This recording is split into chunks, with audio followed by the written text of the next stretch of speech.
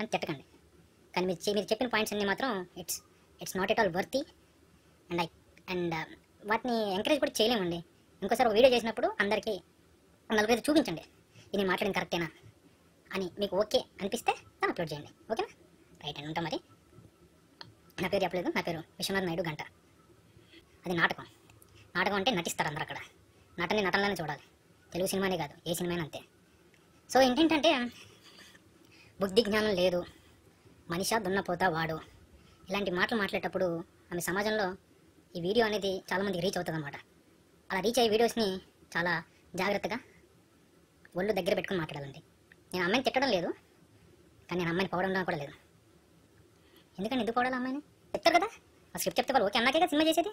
ఇప్పుడు తమన్నా అంతే కదా, ప్రభాస్ తమన్నాకైతే బాబా ఎగ్జాంపుల్ ఏంటది, ఢిల్లీకి వెళ్ళిపోయి సోల్జర్ అంటే రోడ్డు మీద బట్టలు వేసి లంగామూని కట్టేసి వీడేమో బాయ్ ఫ్రెండ్ గర్ల్ ఫ్రెండ్కి లవ్ని ఎక్స్ప్రెస్ చేస్తారంట.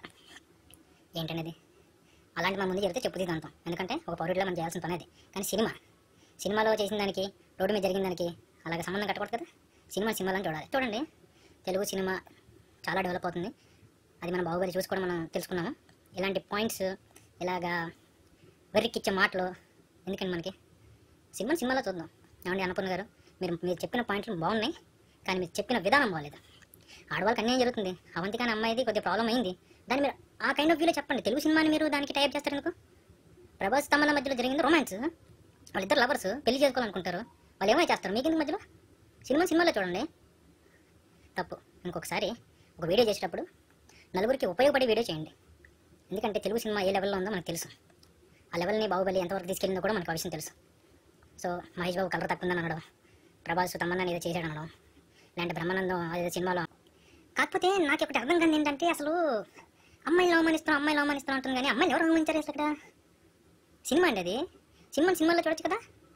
ఇప్పుడు ఒకసారి ఒక డైరెక్టర్ ఒక అమ్మాయిని ముందు కూర్చోబెట్టుకుని, హీరోయిన్ శివగామి రమకృష్ణ గారినో ఎవరో ఒక ముందు కూర్చొని స్క్రిప్ట్ చెప్పకపోతే,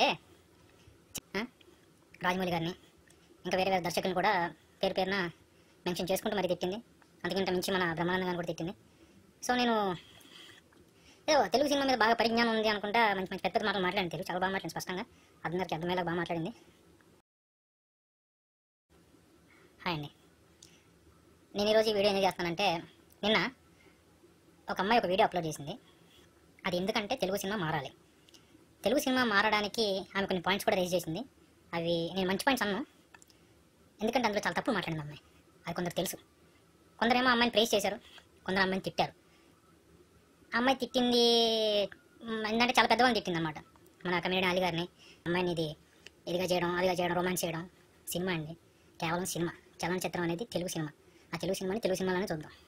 ఇలాంటి పాయింట్స్ అన్నీ మనం మాట్లాడడానికి బాగుంటాయి, డిస్కస్ చేయడానికి బాగుంటాయి, కానీ పబ్లిక్కి తెలిసేలా చేయడం మాత్రం చాలా తప్పది. ఎందుకంటే పబ్లిక్కి తెలియడం అంటే మనం చాలామంది కొందరు ఇష్టపడతారు. ఇప్పుడు అల్లి అంటే నాకు చాలా అభిమానం, బ్రహ్మానందం నాకు అభిమానం, మహేష్ బాబు నాకు అభిమానం, ప్రభాస్ నాకు అభిమానం, పవన్ కళ్యాణ్ ఏం చేసిందని చెప్పండి, మాట చెప్పండి. చెప్పింది కొన్ని పాయింట్స్ రైజ్ చేసింది. ఆడవాళ్ళకి అన్యాయం చేస్తున్నారన్నది ఓకే, కానీ సినిమా మాత్రం వేరే. సినిమా లైఫ్ అనేది వేరు. అలా అని చెప్పేసి ఇష్టం ఉన్నట్టు ఎవరిని పడితే వాళ్ళు తిట్టడం, నోరు జారేసుకోవడం ఇలాంటివన్నీ చేయకూడదండి. ఏంటండి అత్తారింటి దారిలో పవన్ కళ్యాణ్ గారు ఎంఎస్ నారాయణ గారు కొట్టారని అసలు ఏంటనేది? అది కామెడీ అండి. సినిమాలో బోల్ చేస్తారు. అలా అయితే మరి జులై సినిమాలో ఇలియానా అల్లు అర్జున్ కొట్టలేదా, రాజప్రసాద్ గారు కొట్టలేదా? ఈ పాయింట్లు కదా మేము మాట్లాడలేమా? సినిమాలో